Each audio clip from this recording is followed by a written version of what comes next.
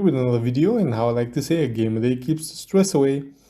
Well, what happened was pretty interesting. On day turn, I lost some provinces and I gained some provinces, one of which was Volga's territory, so that coincidentally revealed some of his armies.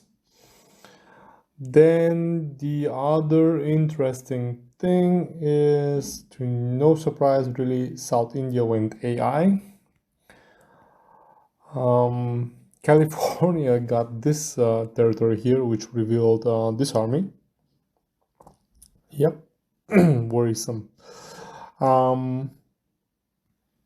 And by that happening, the system automatically aggresses, so we went to war with Volga, and his units stationed near my border started bombing my crew here.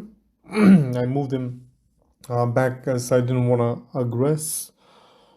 Send him a message and a peace offer, as one can see here. Just now, Gabon sent me a peace offer, so we no longer share a map. However, previous to that, let me just show you. Sorry. South Mexico, however, sent me a map share offer, which, if of course the game allows, I'll zoom into. So there are units here, as you can see, spread around a lot.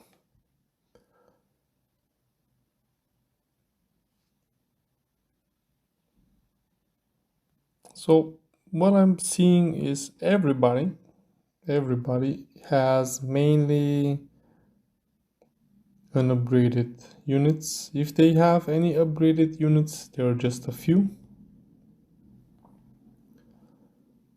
which of course makes them cheaper to build and quicker to build.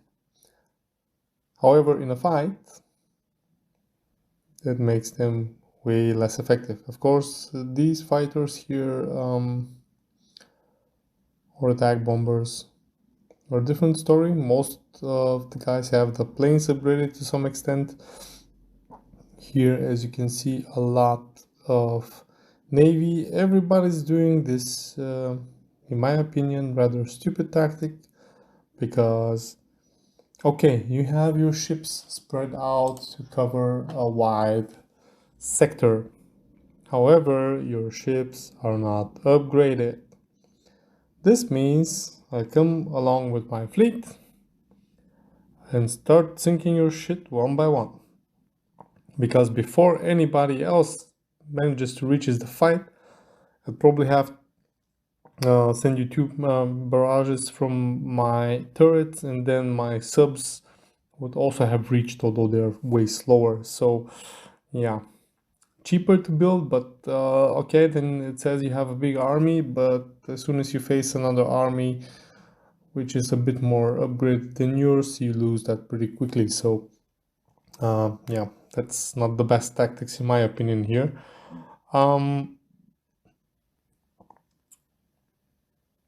Of course, as California stated in the paper that he is going to join the alliance, as mentioned in the previous video, of course now everybody's gonna stop sharing their map with me, except the UK. Again, my plan, because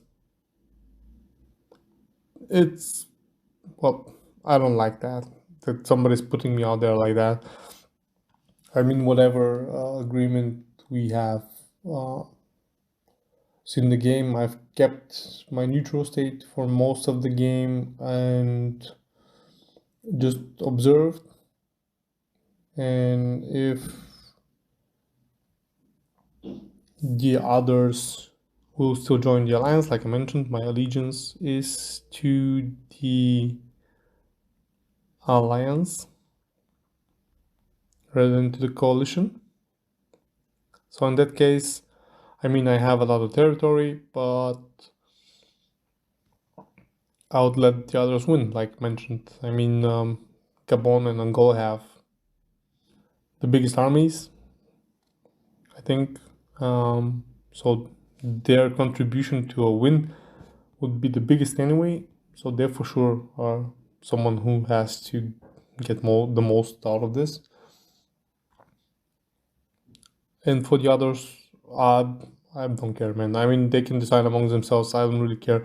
Uh, I don't think that Queensland and Western Australia would have anything against that because, yeah, they were mainly inactive throughout most of the game, so they know that we are a bit behind on that. They do have armies here stacked up because they didn't fight so much produced in the mainland, but again, nothing that upgraded. I asked them to build some anti-air and some anti-tank because that's what we're going to be facing. I don't know who they share map with because we had very few communications in this game particularly. So it's going to be an interesting development. I mean, there is for sure going to be a fight. Just depends on who's going to be fighting who. Because like I mentioned, in order to have 65%, you do need to conquer quite a lot from the map. And at the moment, still 5 people, 2,690. For Afrikoi, we have 1,390, of which 890 is mine. So yeah. And as you can see, Gabon and Angola don't have that much territory, but they, like I said, they have the armies. So that's the plan of their coalition, or was the plan of their coalition. So we'll see. We'll have a talk and decide if they want to fight like this is. We'll fight like this is. I mean, we'll have here this face-off on the continent if they decide so. And then it's just gonna be them taking over this part of the map, basically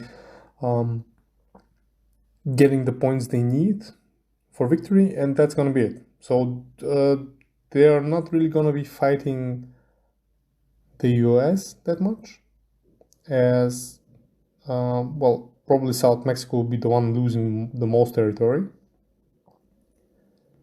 and myself. And that's gonna be more than enough for them to secure victory. I mean, we will be still in the game because they won't be conquering our mainland here anytime soon. But yeah, so we'll see. I'll give you an update tomorrow on what happened. Today's not going to be a very active day for me anyway in the game. I'm just building some stuff every now and then, and on and off. I'm busy in real life, so we'll see how that goes. So yeah, this is what happened so far. So if you guys enjoyed, like I mentioned, feel free to write me, and then you can join the next game, and we can have a game like this together. That would be great. Anyways, as usual, thumbs up, comment, subscribe. See you next time. Gaming TV here with another video, and now I like to say a game a day keeps the stress away. So this is the latest news article about the current situation in this round of Cold War. So Tanganyika is first, basically has the world's mightiest army with 14%. Then it's myself with 11, British Columbia with 11%, California with 11, Angola and Equatorial Gabon still have 10%, UK has 10%, Volga is at 7. Queensland has stacked up, so he's at 7 as well. South Mexico only has 3%.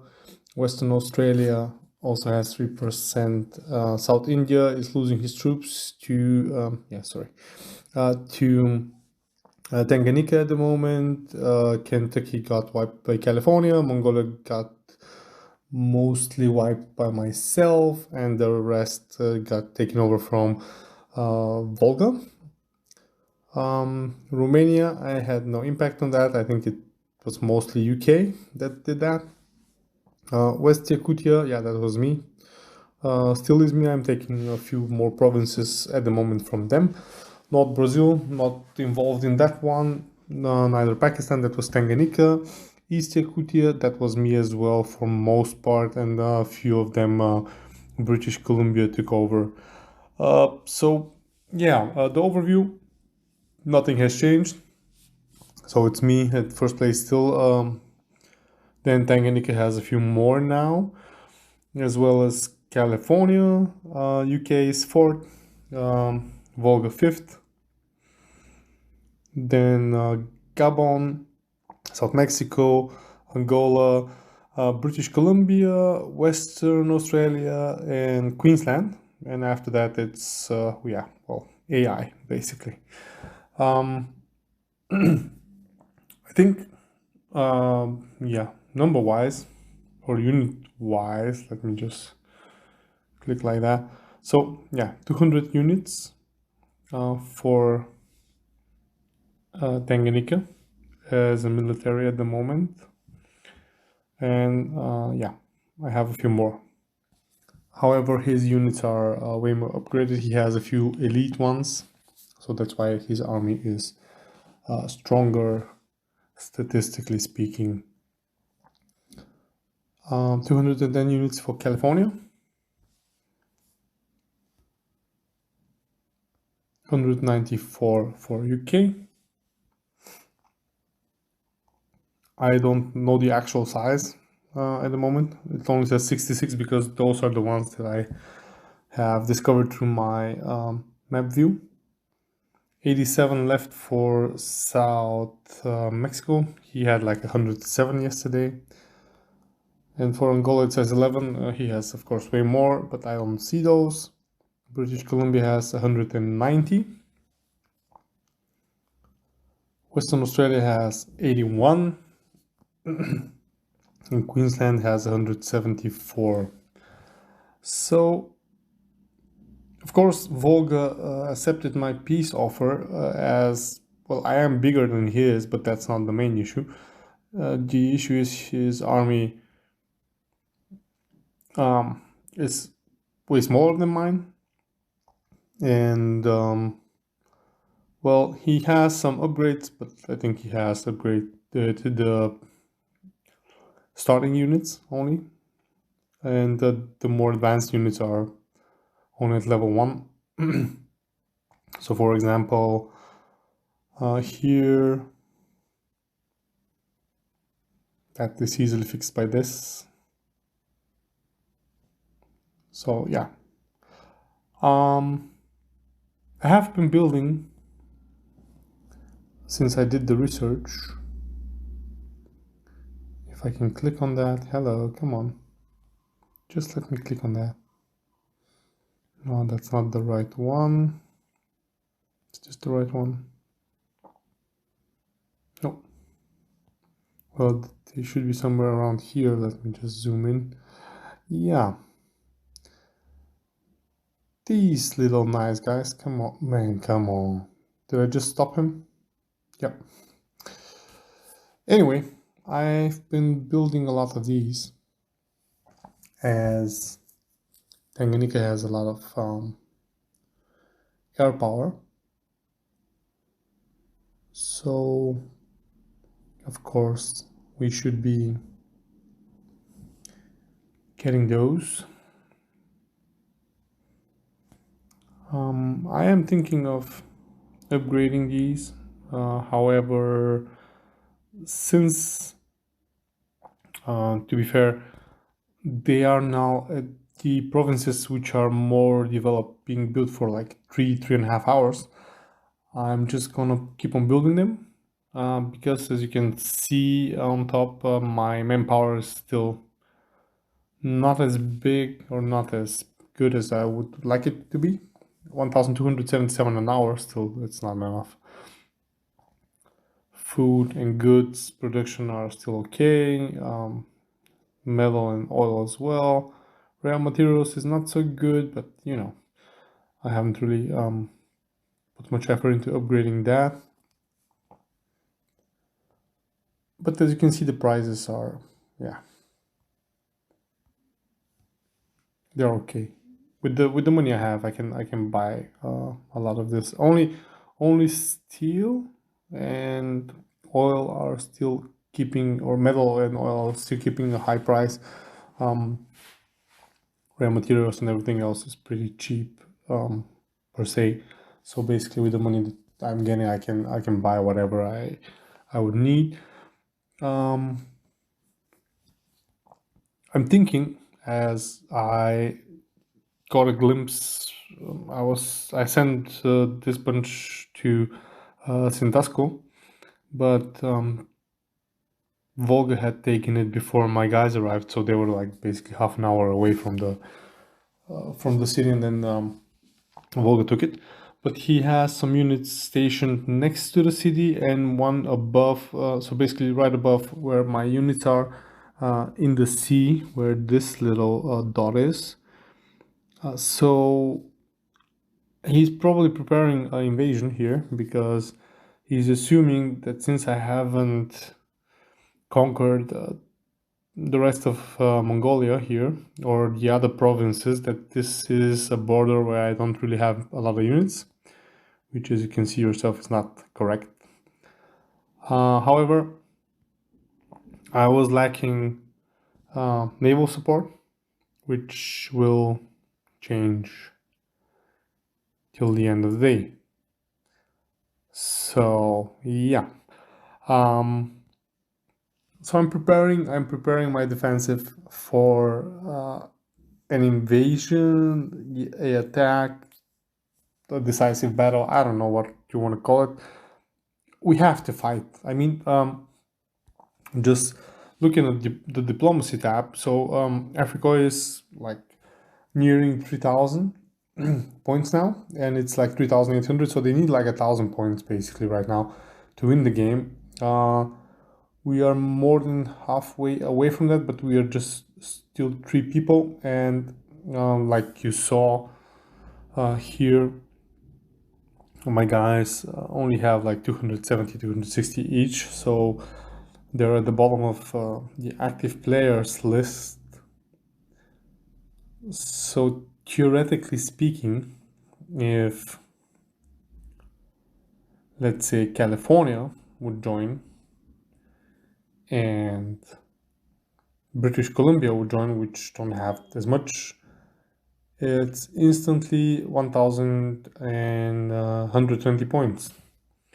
So 1,120 points puts us at 2,540 points, which is not that far away from what Africa has at the moment. However, my situation hasn't really changed much to what it was a few days ago. So everybody wants to be allies. Nobody wants to engage nobody in an all-out war. Everybody's taking territory where they still can, and it's a stalemate to the best of it. So basically, nothing happening, and that's a bit boring, to be honest. So I think if this continues on, if I have the time to sit in front of the computer, because on the phone it is a bit slower, especially when you have a big army like this, or if it's laggy for whatever reason, since there are so many armies on the field, to organize units, make orders, and start an offensive. Because why wait for them to gather when I can be the one that has the surprise? So, to the best of what I can hope that could happen, is for me to engage Volga, start seizing a lot of territory from him, and either he'll get backed from his coalition, or they will back me, like I hope they do, and we can split his territory. He's gonna be out of the game. I mean, no hard feelings, of course. And then we can decide how to proceed with the rest of the round, as a few switches here and there can actually mean the victory. But those are all just speculations and like ideas that I have of how this could go, or how I would like it to go rather than anything else. So we'll see, we'll see. But for sure, I mean, latest tomorrow, I'm probably gonna start some shit, because there's no point in just standing around. I mean, I'm like building industries, I'm building recruitment centers, I'm building whatever, gathering resource, and as soon as I have enough manpower, I'm just spamming that so I can get a lot of units, upgrading whatever I can whenever I can, and that would only make the end game like prolong itself for forever, and we are like on day 20 right now of this game. So basically, if we continue stacking up armies and upgrading those, we may not be able to secure the victory before the game time runs out. And let me just check on that so I don't give you any false information.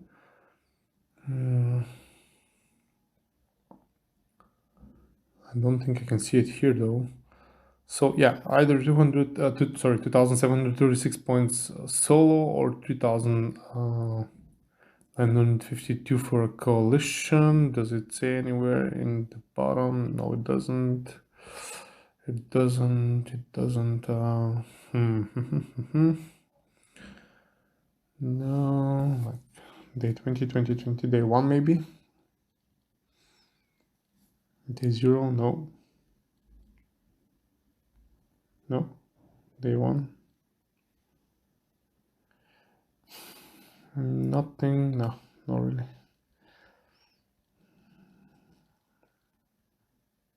No, can't see that. Doesn't say here. I think it's 45 days for such a game, but I'm not sure. I don't want to give you any information that is incorrect on that. But well, let me check my spy network. Oh, okay, see. That's what Volga has. Good that I checked on that, because I forgot to check on that the last time. So he has a lot of resource. He has 87,000 manpower, and almost 1,000,000 money. So as you can see, my resource compared to that is nothing. So basically he can build armies a lot, but since he doesn't have that many now, if I do the attack that I plan on doing on him, I will crush his armies very quickly. That means he will start rebuilding those, but even if he has all the upgrades, it takes like 2-3 hours per unit.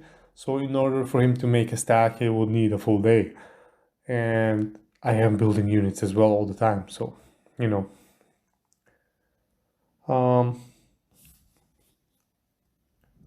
So here,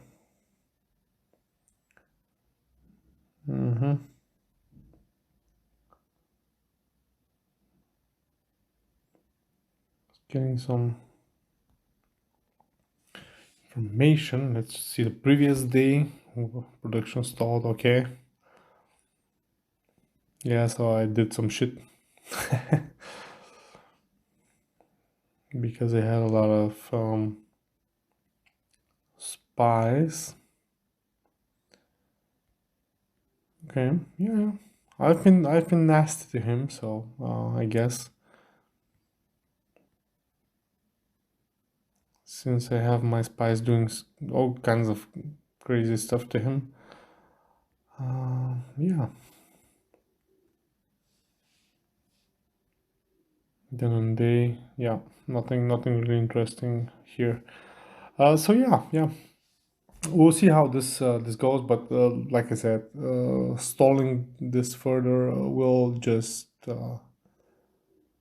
get us in a situation where we don't want to be. So I guess organizing and swiftly attacking would be the best move here. So yeah, stay tuned and see what happens. Hope you enjoyed this series, guys. I for sure enjoyed this game. So yeah, as usual, if you liked it, thumbs up, comment, subscribe. See you next time.